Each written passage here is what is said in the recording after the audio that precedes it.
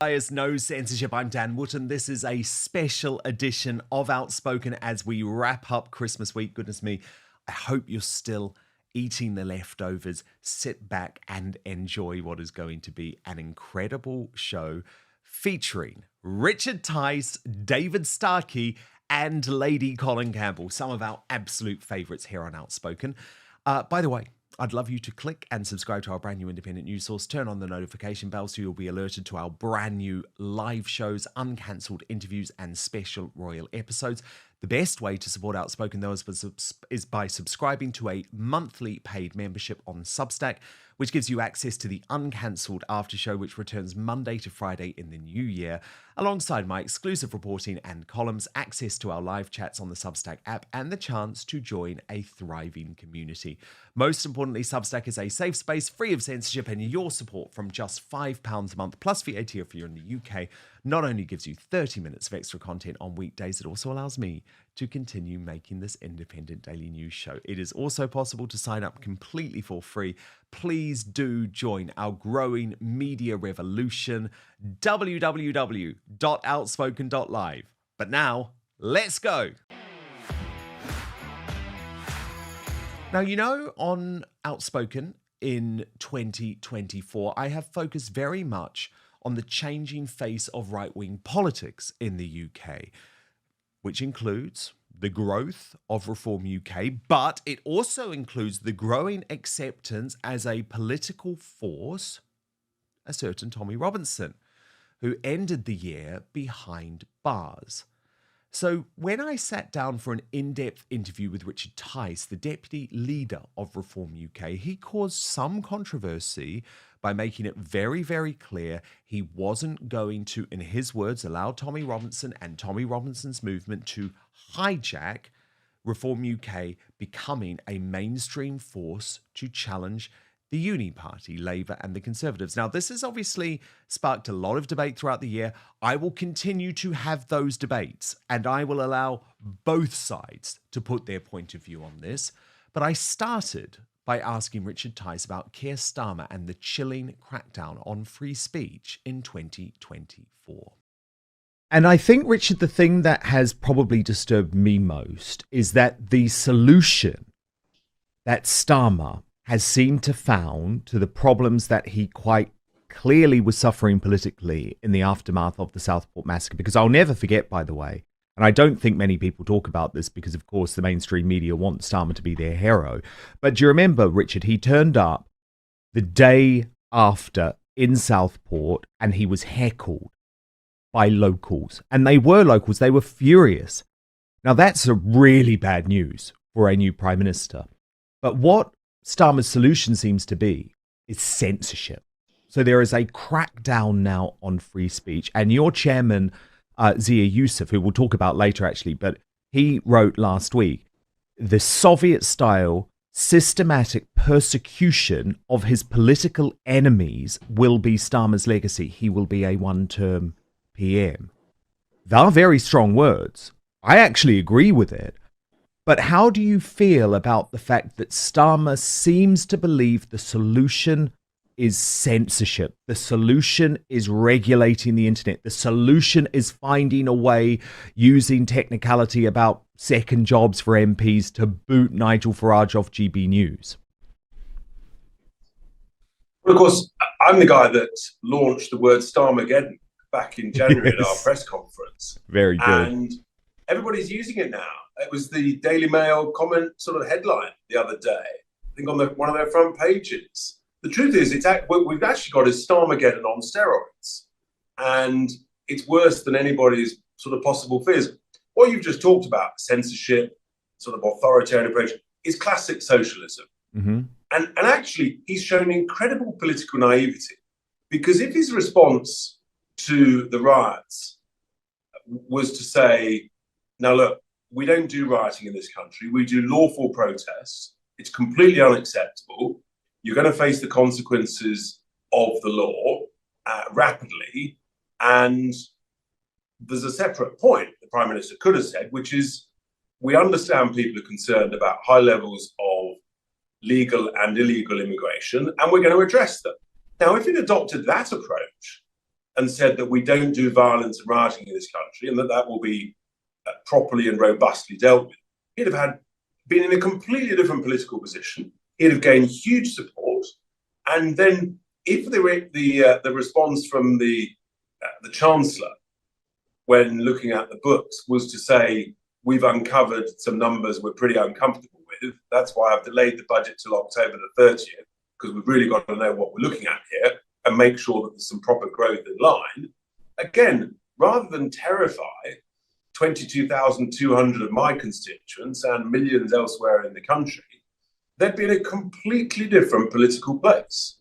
And it's remarkable. People who've been around Parliament and well advised, as you know, some of the Labour advisors, whether we like their policies or not, are very competent, smart people.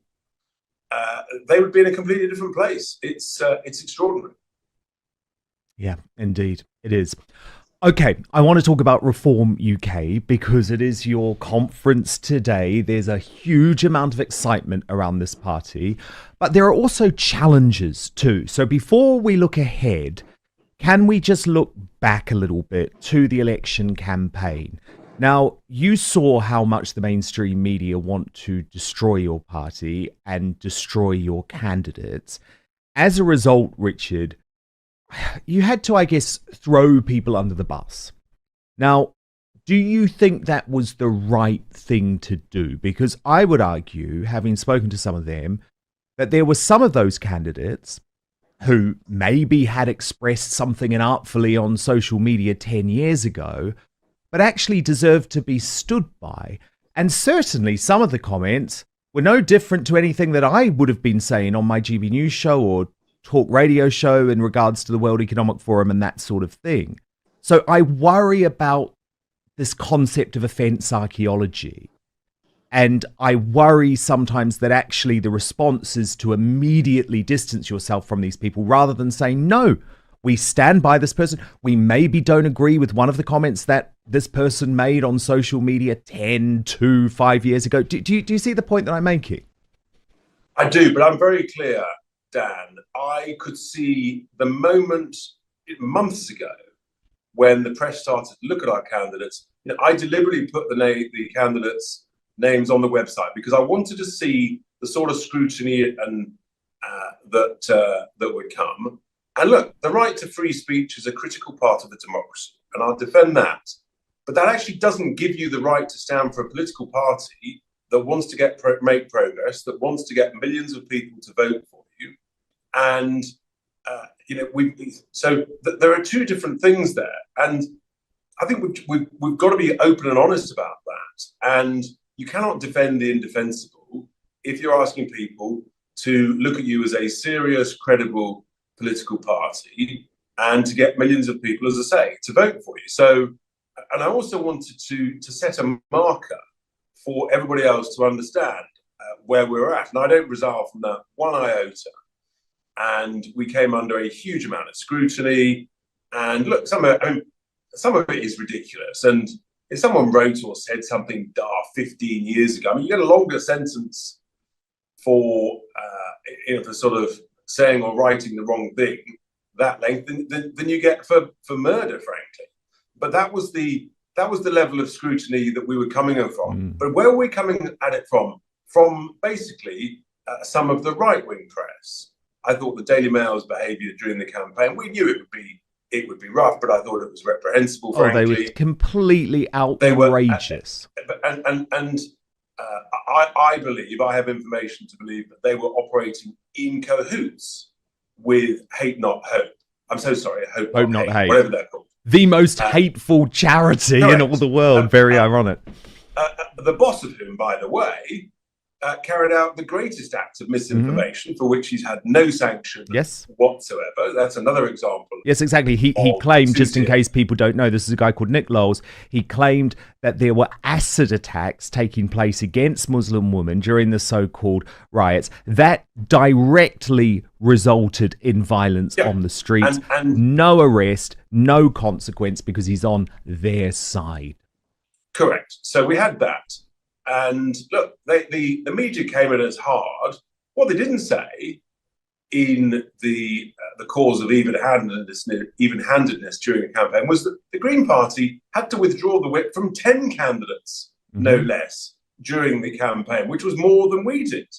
So, oh yeah, and for, by the way, the types of actions that their candidates were calling on resulted in effectively the call for Israel to be destroyed. So, yeah, literally, some of them calling for genocide too. Absolutely, just totally two-faced, barefaced, ridiculous bias from the media. So we had an onslaught, and yeah, of course, we made mistakes. Everybody does. We learn from them. That's why the actions of what's going on now, in terms of taking it to the next level of professionalism, of vetting, of growth, of branches, is so important. And I'm massively supportive of all the great work that's being done by the team on that.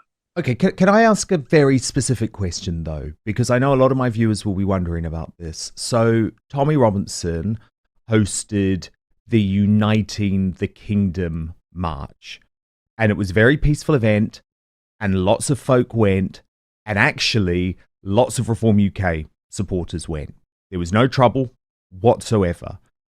Are you saying that if you attended that Tommy Robinson Uniting the Kingdom march, or maybe posted on X in support of that march, that you would not be able to stand for Reform UK in the future?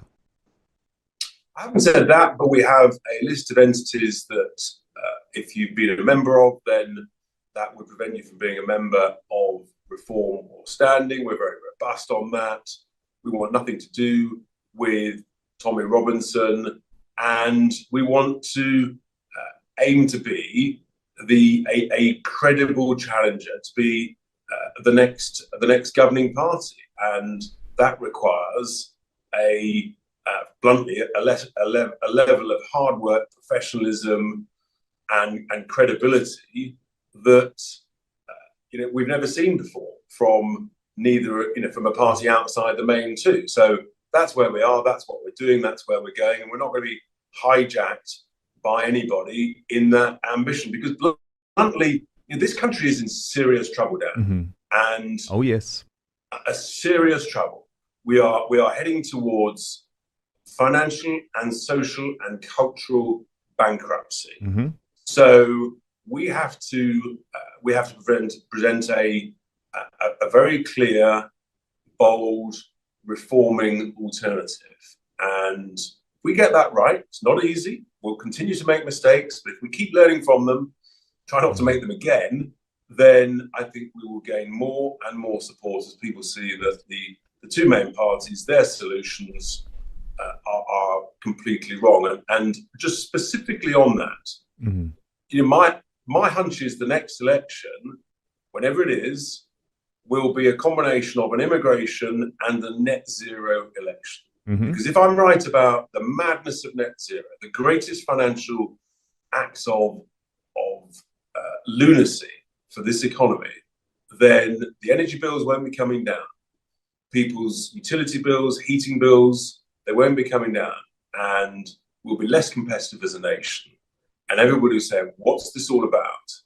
And let me tell you, when you go to other high-growth countries around the world, whether it's in Asia or whether it's in the Middle East, like Abu Dhabi and Dubai, the Emirates, those places, high growth, the two words that bluntly are not mentioned, net zero. They're after growth. They're not focusing on cutting the nose off to spite their face. Whereas we are under what I believe is the most dangerous man in Britain, Ed Miliband, who I've come across robustly in the House of Commons a couple of times now, and we will continue to do so. I genuinely think that he's floating under the radar while literally bankrupting us.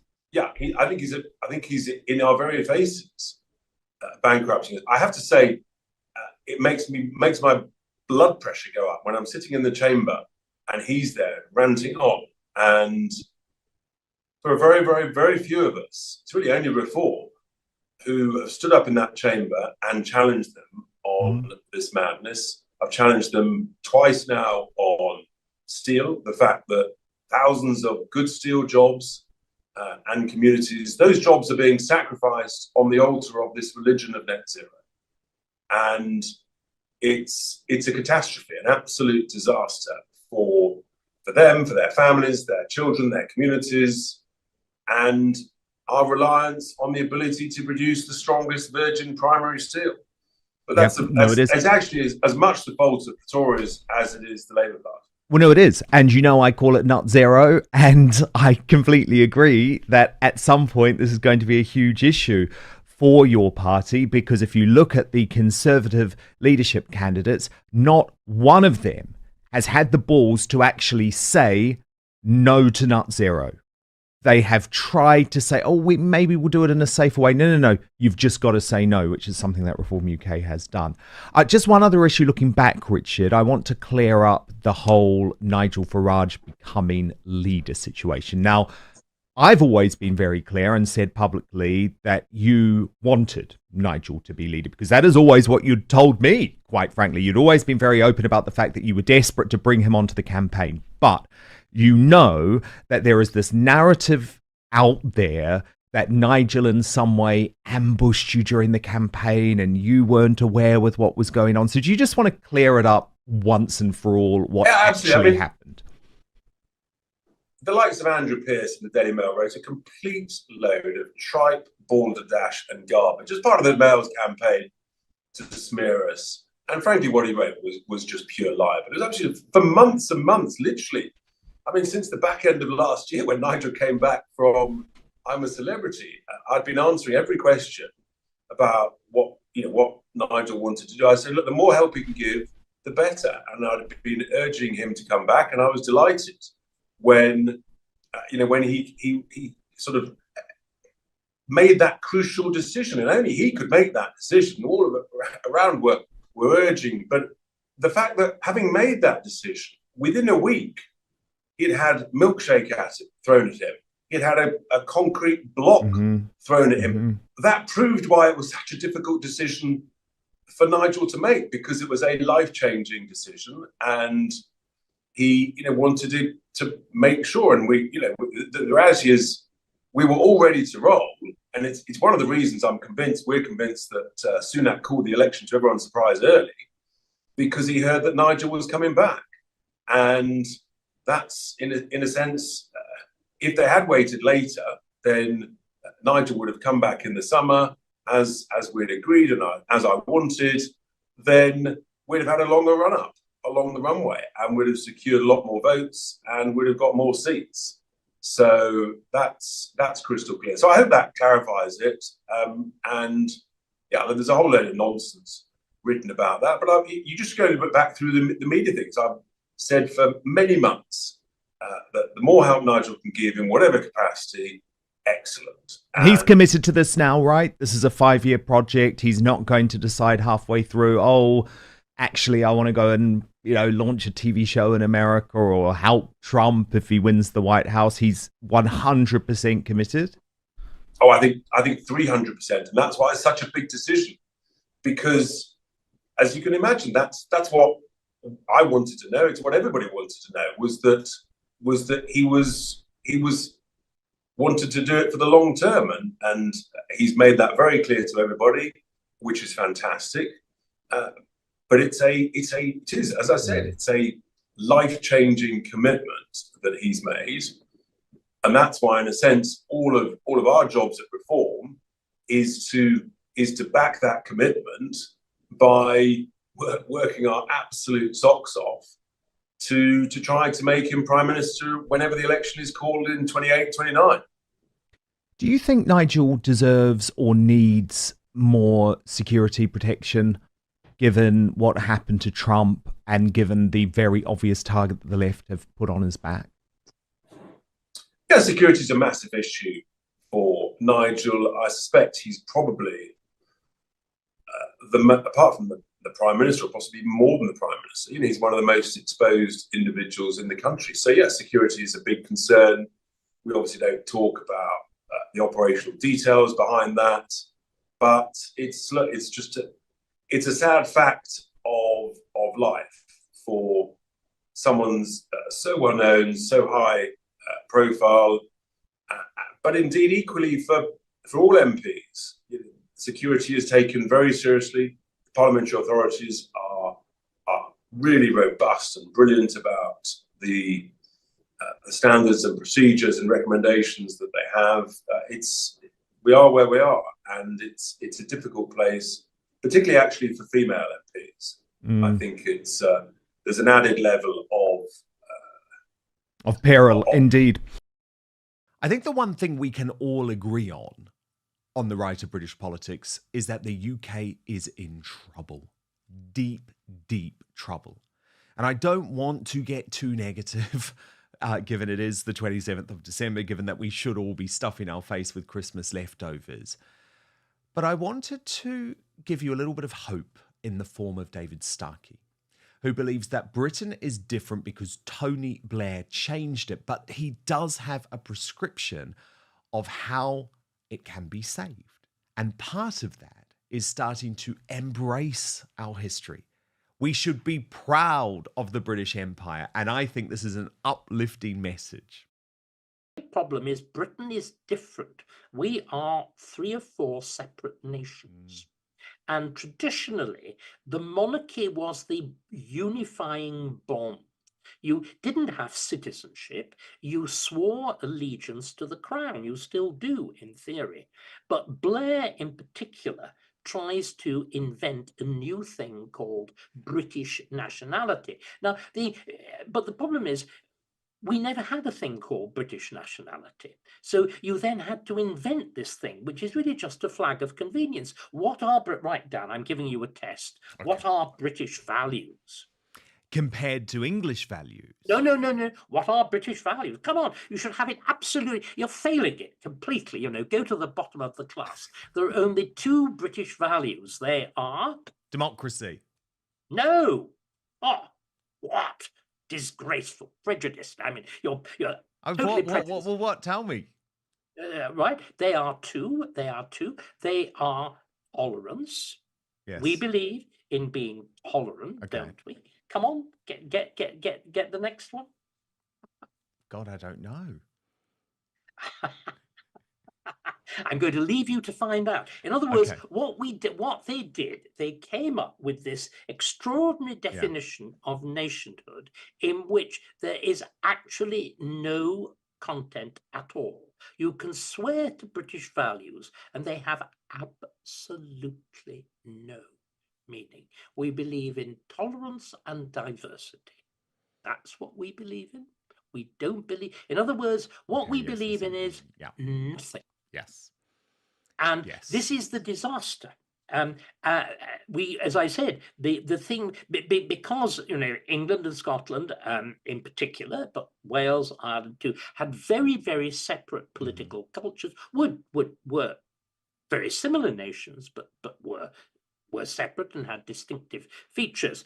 It was that overarching allegiance to the monarchy that was. I mean, you look in your passport. It's framed like that. And until very recently, you were a British subject. You then have to reinvent this into with all the problem of do people like you who were subjects of the crown, yes, but with the separate identity of New Zealand, Canada, and all the rest of it. When particularly we enter the common market, there has to be this redefinition. And what Labour did, it took, particularly Gordon Brown, it took the opportunity to come up with this pseudo-nationhood. We never used to call ourselves Britons.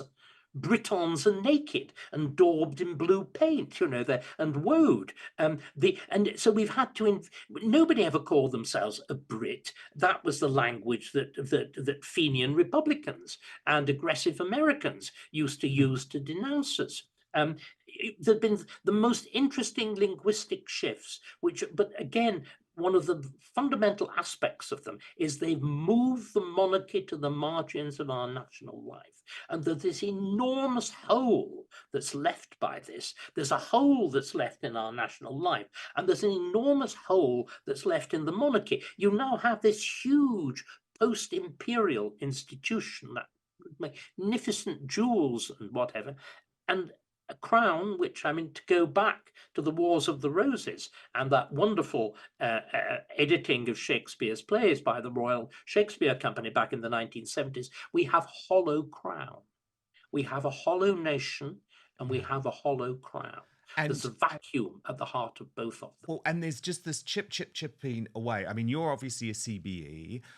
Front page of the Mail on Sunday at the weekend, radical reforms being considered by royal officials could see the word empire dropped from British honours. And what seems extraordinary about this story is that it appears to be being pushed much more by the palace than the government. Yes, I mean, and again, you see, it's also the thing that strikes me, Dan, is ignorance. It's not simply insensitivity. It's not simply foolishness. It's not simply rashness. It's sheer, absolute ignorance.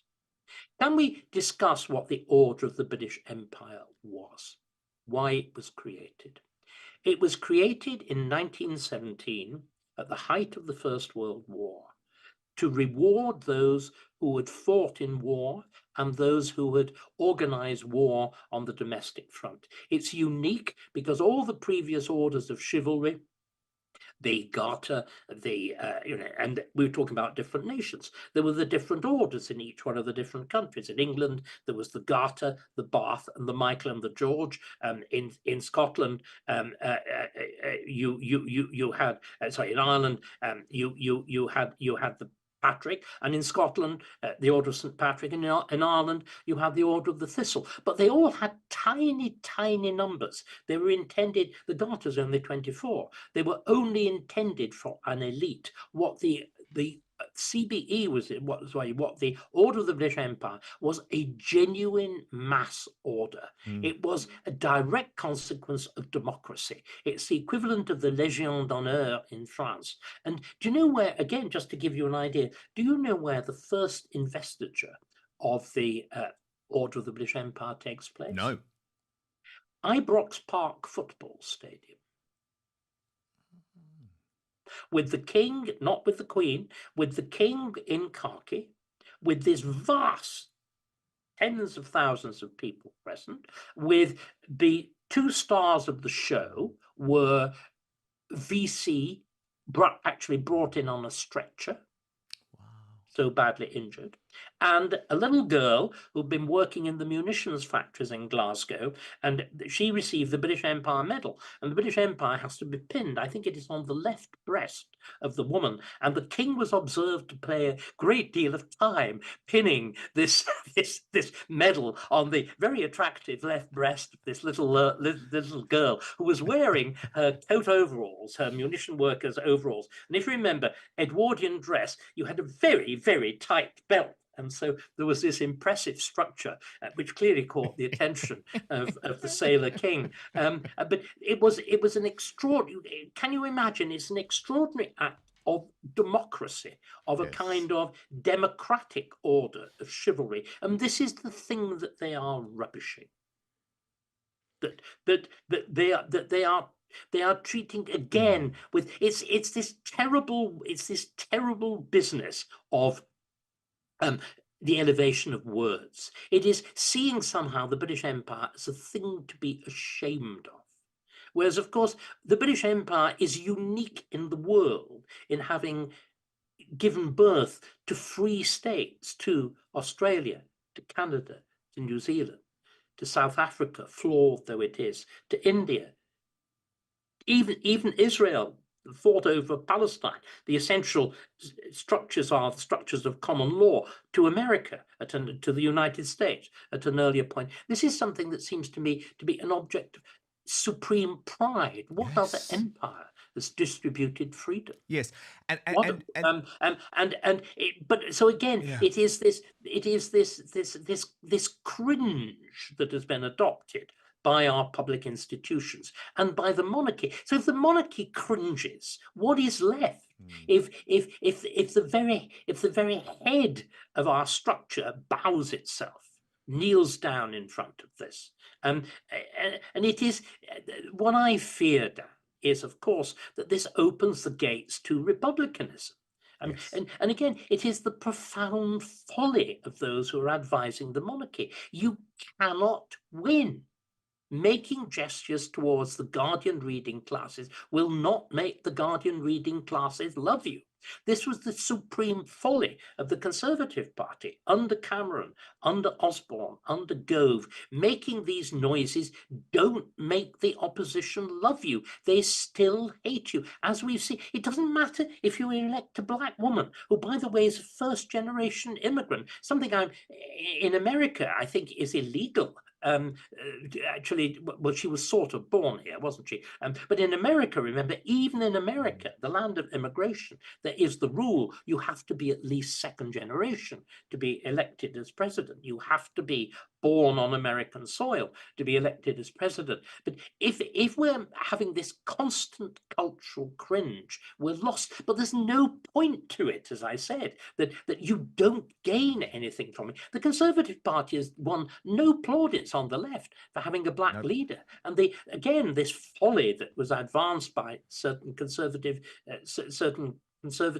so-called thinkers that somehow Kemi Badenoch would be insured against an attack from the left because she was black. Of course, we saw Dawn Butler. We had a whole section of the program on it before. So you're engaged. Yes. You're engaged in a task of simple folly by compromise and backing down. So it sounds to me, and just to wrap this up, so you don't feel like the traditions of the royal family are safe in the hands of William and Catherine. Oh, and now we haven't mentioned Catherine. Okay, William. I think Catherine shows, like so many, I mean, the House of Windsor largely depended on women. Yeah. Let's be absolutely clear about this. That the good sense of Queen, I mean, actually, George V is very impressive. But if you actually look at the role of Queen Elizabeth, the Queen Mother, the Queen Mary, and I think Kate, these are sensible, level-headed, forceful women. And they have, as so often is the case, you're a case. There's a certain sort of immigrant, and these are immigrants into the royal family, that take you're an immigrant here, that take what they've immigrated into more seriously than most of the natives do, because it's a voluntary relationship. And it seems to me that Catherine shows a complete understanding of what the role should be. She is taking up utterly uncontroversial things like mental health, and that is deeply sensible. So she's arguably doing a better job than William. You look at Queen Camilla, reading domestic violence. These are entirely sensible and proper things. They don't have the flavor of climate change. They don't have the political flavor of homelessness. They are not. They apply to all classes and all races. So I mean, I see in somebody like Kate a vastly surer touch. Unfortunately, of course, she is ill. We hope she is recovering. And again, let me be quite clear about King Charles. I have enormous sympathy for him. Not simply because of the cancer and whatever. He is a man who is, I think, genuinely well-intentioned. But we all know what good intentions can do, and that they pave the road to, I'm afraid, the road to hell. And my real criticism, and it is the striking thing, again, it goes back to the reign of Elizabeth II, has been the general weakness of the private secretaries and the failure ever to have a really long-serving private secretary. If you look back at the transformation of the monarchy in the from the 1830s onwards, in other words, from William IV right through Victoria and up to George V, you've got a handful. It's a tiny number. It's Ponsonby, it's Knight, it's Stamfordham, and whatever. A tiny number of immense Knowles, a handful of immensely able, very long-serving private secretaries who act as not simply as a kind of defense of the monarchy, but as a genuine fund of ideas. There's also something else which is really important. If you look back at the monarchy surmounting the great crisis of the First World War and the revolutions which tore down all the other great imperial monarchies of Europe, the Austro-Hungary, Germany, Russia, and whatever. What's striking is the way the whole political class, ex-prime ministers and whatever, all rally round and take it seriously. The problem is that we've again got a political class, even on the conservative side, that doesn't particularly take it seriously. Now, stand by. Lady Colin Campbell is up in just 1 minute. You don't want to miss Lady C. But first, we've partnered with Gundry MD to share this information with you. Would you believe me if I told you inside your pantry right now is one of the healthiest foods on the planet? Yep, it's true. And it's not some weird, trendy superfood. Spoiler alert, it's olive oil. You've probably used it for cooking, but there are countless ways to use olive oil to help yourself look and feel younger. For example, olive oil is a natural way to help you achieve a more youthful appearance. Besides helping you look younger on the outside, it's a fantastic tool for your insides as well. According to Dr. Stephen Gundry, a famous cardiothoracic surgeon, nutrition expert, and health advocate, you should get as much high-quality olive oil into your daily routine as possible. Whether it's taking a shot of it daily or keeping a bottle of it in your bathroom medicine cabinet. But what kind of olive oil is best for your health, I hear you ask? Well, any olive oil can give you some benefits. But if you're looking to get the best results, it matters a lot which one you pick. And the olive oil industry is really huge. You can tell, you will have seen in the supermarkets, so many brands. And you can bet they're not all made with the consumer in mind. And many brands may even cut corners one way or another to increase profits. So when Dr. Gundry came to that realization, he was rightly appalled. But some olive oils are so powerful, it may only take a few tablespoons a week to see these incredible health benefits. So, how can you tell between an olive oil that can be a health booster and one which isn't up to par? In an effort to answer that question for us, Dr. Gundry has decided to take a stand and release his personal research and findings. This video has gone viral since its release, and it's important you see it so you can start benefiting immediately. So you can watch the video right now by heading to getolive1.com/outspoken, or you can just click in the link in the description box below. I'll repeat it for you though. That's getolive1.com/outspoken, or just click on the link in the description box below. People who have taken his advice have shared their results with him, saying the olive oil they bought after learning his simple rules have helped change their life for the better. So make sure you go to getolive1.com/outspoken or click on the link in the description box below this video. But now, back to the show. And Lady Colin Campbell has got the world to wake up to a very important issue. And it's an issue that the mainstream media has refused to touch. It's one the Royal Rota has refused to touch. They talk about it privately, and this is something I realised since going independent. Very often, Westminster is having conversations. The royal household is having conversations. The journalists at Buckingham Palace or in the Houses of Commons are having conversations, but they hide them from the public. And I was not prepared to do that on Outspoken. So that's why over the course of the year, I have tried to seek answers on a very important but controversial question, which is the birth and the place in the line of succession of Prince Archie and Princess Lilibet. There are so many questions that could be very simply resolved by either Meghan Markle, Prince Harry, or Buckingham Palace. The fact they refuse to do so, I believe, makes Archie and Lilibet's place in the line of succession highly questionable. And in this interview with Lady Colin Campbell, she outlines why, and she outlines the work that she has previously done on this. Look, let me ask the question that everyone wants to know.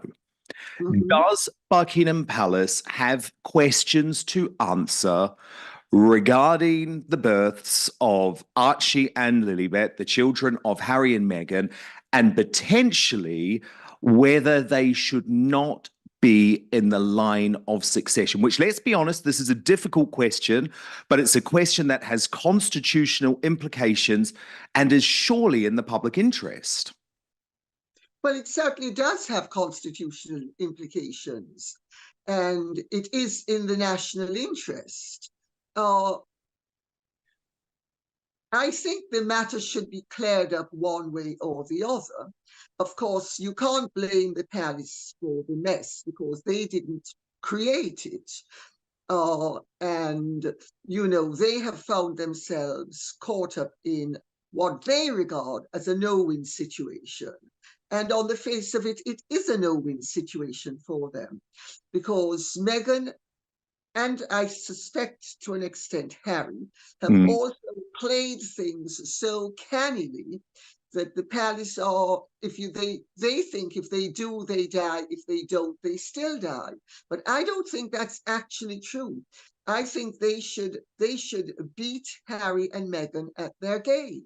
And the matter should be cleared up. You know, the citizens of this country have an absolute right to know that anybody in the line of succession has a valid place there. And there should be no doubt whatsoever. And if the participants have created a doubt, which Meghan and Harry have certainly created, whether you could say that the doubt is a valid one or not is another matter altogether. And I need to say that for legal reasons, as you will know only too well. But, you know, it's their conduct, hers especially, but he has been collusive in all of this. And yes, I think that this is something that's not going away. And, you know, I've spoken to people about this at a very senior level, and it's not going to go away. And they can play ostrich till they're blue in the face. It's ultimately, they are either going, well, I suppose if William accedes to the throne without a problem, and he doesn't travel with his children, there will be no foreseeable problem. But if they continue traveling en bloc, there is a valid ongoing concern as to the fact that you can have Harry and Meghan on the throne, which I think would be the end of the monarchy, but then you would also have Archie and Lilibet in the immediate line of succession, way in front of everybody else who was born without any queries. And Meghan's conduct and Harry's conduct are the things that have created these questions. And I think it is in the interest of the British Crown and the British people that this be addressed very straightforwardly. Provide the proof to the world that those children were, well, let me rephrase that. I want to be careful how I put this. Provide the proof to the world that those children were born in such a way that no questions can be asked, which means they have to provide absolute proof that Meghan bore those children and was delivered of those children herself, failing which this is not going away. And it's thanks to Meghan's conduct and the way she has conducted herself that these questions have arisen in the first place.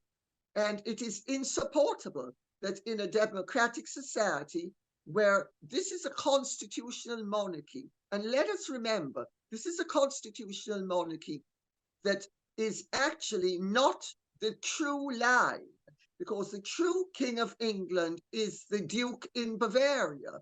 So this is a constitutional parachuted monarchy. It was parachuted in 1689, and there are many people who actually in the line of succession have a far greater right to the present king than he does.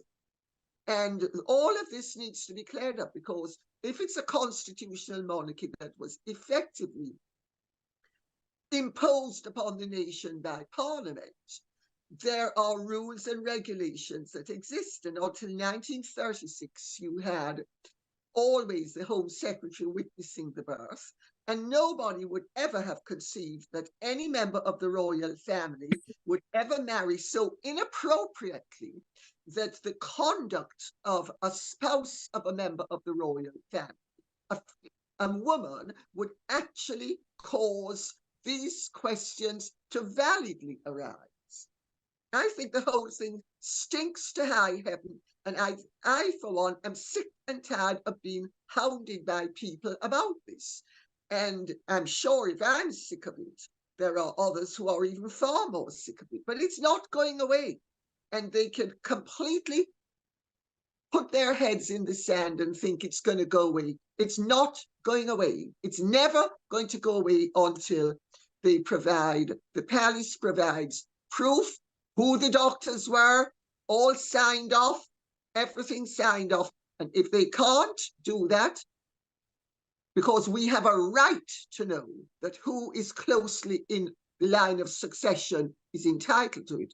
And if they can't do that, I'm afraid those children should be removed from the line of succession forthwith. It's as simple as that. Historically, there's a reason why the Home Secretary used to witness royal births. Having read your book cover to cover, my impression is that you have personal doubts, having done your investigation, about whether at least one of the children was born naturally. Well, Meghan's conduct throughout and you know, the way she has performed during her pregnancies has certainly caused tremendous doubt for many people. I've had doctors, nurses, endless women who have given birth in touch with me. You know, they get in touch with me. I don't get in touch with them. I have friends who have given birth repeatedly. And Meghan's performance has been so unique. Now, I'm not saying that she didn't give birth to those children. I'm saying that her conduct has created the doubt that she did give birth to them. And we, as citizens of this country, have an absolute right to know that our future king and queen are entitled to sit on the throne. It's as simple as that. And this is not a family matter. This is a constitutional matter. And, you know, I have nothing against those children being Lord and Lady whatever Windsor. They're entitled to have the full function of adoptive or surrogate children with all the honors that go along with that. My two children are adopted. I have nothing against children being entering a family via adoption or surrogacy or anything else. But I certainly do have something against us, the British people, having two figures in the line of succession whose mother's conduct has led to the doubt that they actually are entitled to being in the line of succession. It couldn't be simpler. They need to have, the purpose of the Home Secretary was that there would be no warming pan incident ever again, and no sleight of hand, that no bastard, which is the legal term, that no bastard would be able to be acceding to the throne unjustly. And why should Eugenie, Beatrice, Peter Phillips, Zara Phillips, all of them be knocked out of the line of succession for two children whose arrival has been cloaked in cloak and dagger secrecy, and whose legal mother has behaved in such a way that valid doubts as to their means of arrival have been raised. It's as simple as that. It couldn't be simpler. Now, I've received so many questions on this, Lady C, from Outspoken members, so I want to put a couple of them to you. Jan Kitching asks, if the general public knew of the rumours, why did it suddenly go quiet and not gain traction? Was this another Biden laptop-style cover-up by the MSM? Did Sussex squad members take some action? Did Harry and Meghan issue some sort of gagging orders, or was it all three? I am not aware of any gagging order. If there were a gagging order, I'm not aware either. No, so I don't think there was a gagging order. Oh, I think the mainstream media are terrified because Harry and Meghan have been suing them left, right, and centre, and until all those cases are resolved, they wouldn't want to address this because of the financial implications. Also, many of them are cowardly, to be dead blunt about it, and they don't want to embarrass themselves or their employers. And, you know, some of their employers will want to be able to go to lunch at Buckingham Palace once every 25 years. Well, you know what that game is like. And so there's all of that going on. But I think a lot of it is fear and cowardice. And also, I agree. It's unprovable, you know, because the whole thing is covered in opacity, but it's also covered in contradiction, and it's also covered in inconsistency. Well, of course, because Lady C, you'll remember the birth of Archie. I was the journalist raising the alarm about all of the lies that were told at the time by Team Harry and Meghan. There was a cover-up going on. Why would you cover up a royal birth? Why would you not be honest with the media? Why did they lie to other members of the royal family? Why did they lie to other courtiers? The whole thing stinks. It's weird. Look, Sam asks, on her YouTube channel, Lady C has mentioned several times that this spring there will be a revelation coming out about Harry and Meghan and that they will get some sort of comeuppance. Can you ask her if this is still on track to be revealed in the next few months? Well, I think people ought to consider what I actually said. I said that matters would develop in such a way that Harry and Meghan would get their comeuppance, basically because various questions would be asked and various truths would surface. So if people expect, people need to keep their close to the ground and see that what's going on now could well be the beginning of the clearing up of all sorts of mysteries. I mean, Harry and Meghan have played a very destructive game where not only the British people are concerned, but our state, our constitutional structure. Because Meghan, one of the things they did was they amended Archie's birth certificate, and then she announced that she had done it at the instruction of the palace. And the palace said, no, she had done it at her own behest. Now, for legal reasons, there are certain things I cannot say at this time on this forum. But, you know, Meghan, if those children were not born by surrogacy, she has created the situation and caused people to believe that they could have been born by surrogacy. So this would be mischief-making of the highest order and extremely damaging to the royal family. So she has created what is effectively, they think, and everybody thinks, is a lose-lose situation. I don't think it's a lose-lose situation. I'm used to dealing with the Meghans of this world. And I can tell you something, it's dead easy to snatch victory out of what they think is the jaws of your defeat. And the royal family can do it really simply. All they need to do is come clean, because they have come clean with every other birth. Every other royal birth has been signed off by reputable doctors. These two births have not been signed off by anybody.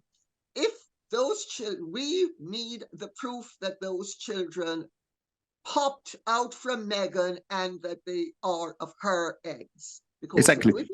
And it's very simple to do.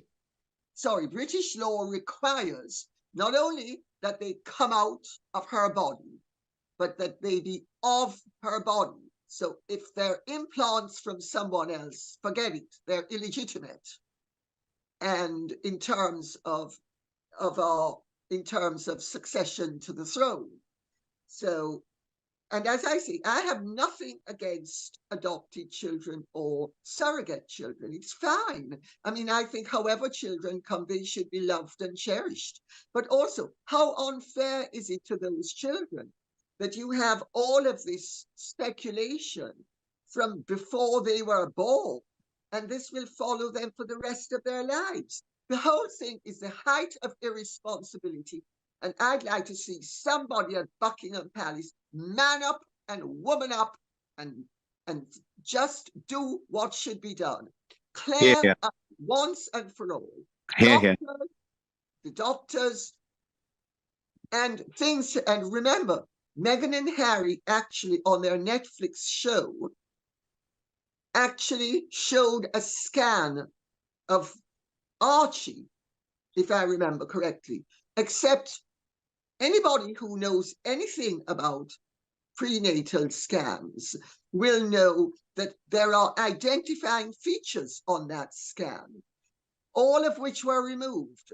Why were they removed if that is a true scan of Archie? You see, these are the questions that need to be cleared up. This is the sort. There should be no room for mystery as to who is legitimately in the line of succession. And if there is a mystery, they should be removed from the line of succession. It's as simple as that. And the palace can do it very simply. And if they can't do it, then those children need to be removed. And the palace needs to come clean and say, sorry, we had nothing to do with this. But you see, that's the situation Meghan has maneuvered them into, where effectively, if those children were born of a surrogate, she has maneuvered them into a no-win situation. And because I know as a fact that there is no way that they would have gone along with any of that. And you and I both know enough behind the scenes to know that whatever happened, the palace found out about it after it had happened. Oh, yeah. They had no idea. They had no idea, and they had no idea even when Archie was born and Harry and Meghan were members of the royal family. They had no idea why they were lying about the time of birth, why they lied about which hospital he was born in. They were pulling their hair out. They didn't understand it. It was really odd. And I'm delighted, of course, that Lady Colin Campbell has now become one of our regulars on Outspoken, so you hear from her on a regular basis. And the best way to support Outspoken is by subscribing to a monthly paid membership where you get access to the Uncancelled After Show, which returns Monday to Friday in the new year, as well as my exclusive reporting and columns, access to our live chats on the Substack app, and the chance to join a thriving community. Most importantly, it's a safe space, free of censorship, and your support from just £5 a month not only gives you 30 minutes of that extra content on weekdays, it also allows me to continue making our independent daily news show. So all you have to do is sign up at www.outspoken.live. It is also possible to sign up completely for free as well. I understand this has been a tough year for so many people. The most important thing is that you are part of our growing community. Now, I hope you have an absolutely fabulous weekend. I am back live at 5 p.m. UK time, midday Eastern, 9 a.m. Pacific from Monday. Make sure you hit subscribe right now on YouTube and Rumble. We have something very, very exciting coming next week. The 50 worst moments and people of 2024. And let me tell you, this is going to be a dramatic countdown with lots of our favourite guests, Lilani Dowding, June Slater, Connor Tomlinson, Bernie Spofford, Dr. Renee, Alex Phillips, Alex Armstrong. Honestly, we have a big week of shows to bring us into the new year. So do subscribe if you're watching on YouTube and Rumble. Most importantly, I promise to keep fighting for you. Have an amazing week.